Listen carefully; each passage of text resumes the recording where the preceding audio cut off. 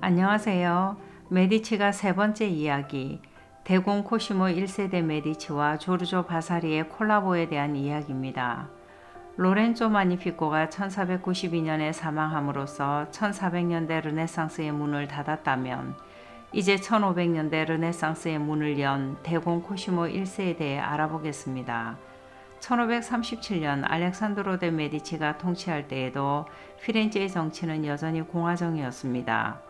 아니, 알렉산드로는 공화정을 주장하던 모든 사람들의 공공의 적이 됩니다. 심지어 같은 가문에서조차 그의 통치를 달갑게 여기지 않습니다. 결국 먼 사촌인 로렌지노에 의해 암살당하죠. 미켈란젤로가 조각한 브루투스는 바로 이 로렌지노를 조각한 것으로 알려져 있습니다. 알렉산드로가 1537년에 암살당하자 시민들은 자기들을 인도해줄 공화주의적이고 온화한 성격의 통치자를 찾습니다. 이에 메디치 동맹군은 과거 피렌체를 꽃피웠던 메디치가에서 그것도 중심에서 조금 떨어진 인물을 찾습니다. 그가 바로 17살의 코시모 1세였죠. 코시모 1세는 전사인 조바니 델레 반데네레의 아들입니다. 이들은 1400년대 초 조바니 디 비치의 차남 로렌조의 후손들이죠. 조바니 디 비치의 장남 라인이 1400년대를 지배했다면 차남 라인은 이제 1500년대 이후를 지배합니다. 1400년대 메디치는 문화정치를 했다면 1500년대 메디치는 군사정치를 합니다. 암투와 사륙의 역사를 지나오면서 전사집안으로 변모한 셈입니다. 코시모 1세는 1400년대 메디치가 인물들처럼 인문학으로 양성되지도 않았고 이렇다 할 만한 귀족이나 군주 교육도 받지 않아 정치적인 메커니즘과는 거리가 먼 인물이었습니다. 그런 그가 피렌체 시민들의 요청으로 백효궁의 군주로 입성합니다. 동맹군은 어쩌면 말 잘 듣는 인물이라고 판단하여 허수아비 군주를 염두에 두었을 수도 있습니다. 1530에서 37년 알렉산드로가 통치하던 피렌체는 여러 면에서 퇴보합니다. 그것을 이제 코시모 1세가 모두 일으켜 세워야 하는 것이죠.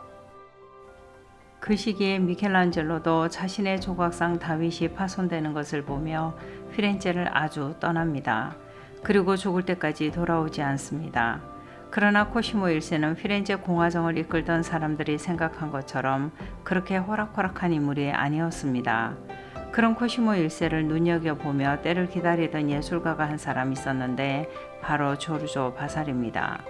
바사리는 최초의 미켈란젤로 연구자라고 할 수 있습니다. 바사리는 백효궁에서 손상을 입은 미켈란젤로의 다윗상에 떨어진 팔과 손가락을 알렉산드로 통치기간 내내 잘 챙겨서 보관하고 있습니다. 그것을 활용할 줄 아는 후원자가 나오기를 기다리면서 말이죠. 바사리의 조언에 따라 코시모 1세는 1400년대 메디치가의 전통을 이어갑니다. 예술을 후원하고 그것을 정치적으로 활용합니다. 코시모 1세는 암살의 공포를 강한 훈련으로 극복함으로써 군주의 면모를 갖추고 예술적 신미안을 갖기 위해 공부도 합니다. 코시모 1세는 1400년대 메디치가의 식구들과는 달리 강한 군사력이 뒷받침되어야 올바른 통치를 할 수 있다고 믿습니다. 1541년 바사리는 메디치가의 독주를 반대하고 공화정을 상징하던 다윗상을 아이러니하게도 코시모 1세의 후원으로 완벽하게 보수합니다. 그리고 공화정이 아니라 강력한 군주를 상징하는 것으로 다윗상을 활용하죠. 코시모 1세의 야심은 더욱 커집니다. 이런 코시모 1세의 야심을 도와주는 사람이 바로 엘레오노라 디 톨레도입니다. 스페인 왕가의 혈통이자 갑부였던 나폴리 부왕의 딸로 코시모보다 지체가 높은 집안 출신입니다. 코시모 1세는 강한 군대를 기반으로 피렌체 공국의 영토를 늘리는 데 주력합니다. 물론 이전부터 사병들을 대규모로 확대하죠. 란치케네키 용병을 씁니다. 용병들이 머무르던 장소가 현재 피렌체 시뇨리아 광장에 딸려있는 란지의 노대죠. 지금은 노천 박물관으로 사용하고 있습니다. 1555년 코시모 1세는 시에나를 정복하고 이후 토스카나 전체를 메디치 지배하에 둡니다. 그리고 그것을 바사리에게 의뢰해서 백효궁 500인실 벽에 벽화로 그리도록 합니다. 바사리는 조각가, 건축가, 화가였고 글을 쓰는 문인이기도 했습니다. 그는 모든 일이 메디치가의 영광으로 이어져야 한다고 생각했고 권력의 정당성을 예술을 통해 드러냅니다. 500인실의 양쪽 벽은 코시모 1세의 토스카나 정복의 당위성을 말해주고 천장에는 그의 영광을 드러냅니다. 뿐만 아니라 백효궁 구석구석에 메디치가의 조상에서부터 현재까지 가문의 명예를 기록하도록 합니다. 이제 백효궁은 메디치가의 자랑거리가 되었지만 코시모 1세에게 시집온 엘레오노라는 나폴리의 화려한 궁에 익숙해 있던 터라 피렌체 궁전의 규모에 실망을 금치 못합니다. 그리고 자기가 가지고 온 지창금으로 군주의 자녀들을 양육하기에는 너무 좁다며 아르노강 건너에 있는 피티궁을 매입하죠. 코시모 1세의 이런 행보는 반대자들에게 좋은 빌미가 되었고 매일 강을 건너 피티궁과 백효궁을 오가는 군주로서는 가족들의 안전을 걱정하지 않을 수가 없게 됩니다. 이에 바사리에게 의뢰해서 바사리 복도로 알려진 비밀 통로를 지어달라고 하죠.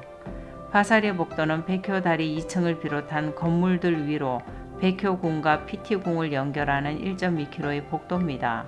1565년에 완성됩니다. 현재 이 복도는 특별한 날 외에는 일반에게 공개되지 않지만 예술가들의 자화상이 전시되어 있습니다.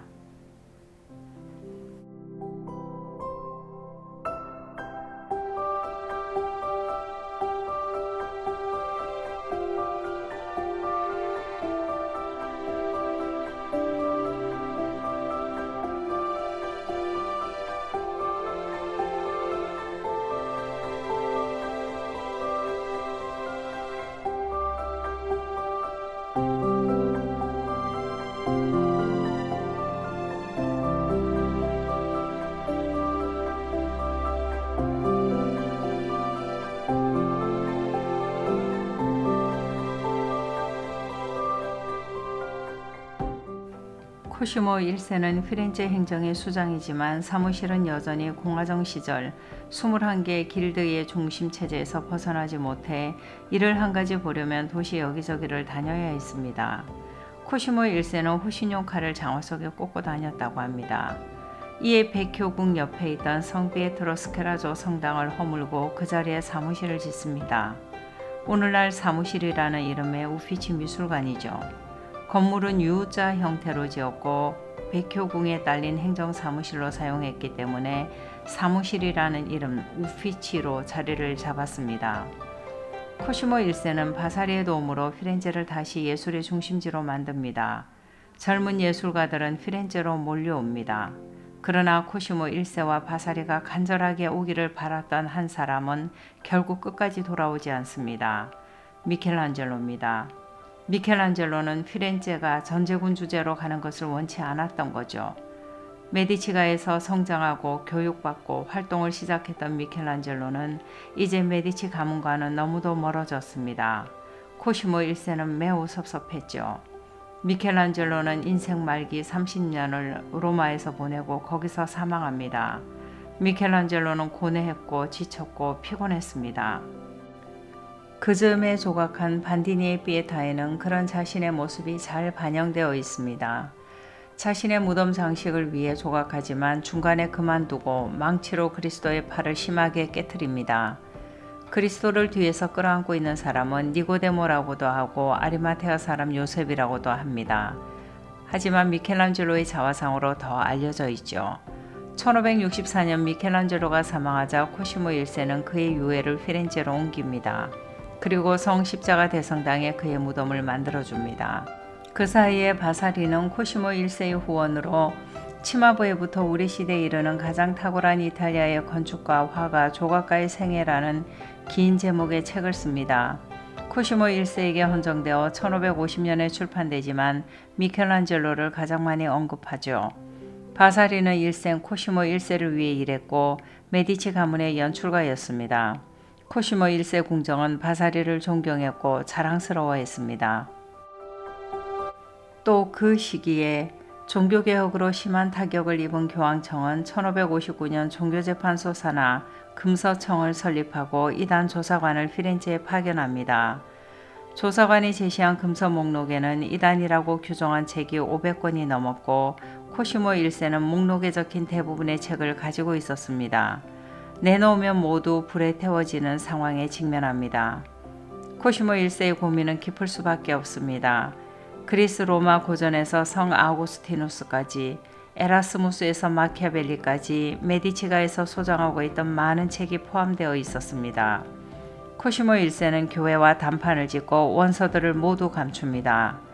조사관과 시민들이 보는 앞에서는 사본들을 불태워 교회에 복종하는 모습을 보이고 신뢰를 얻습니다.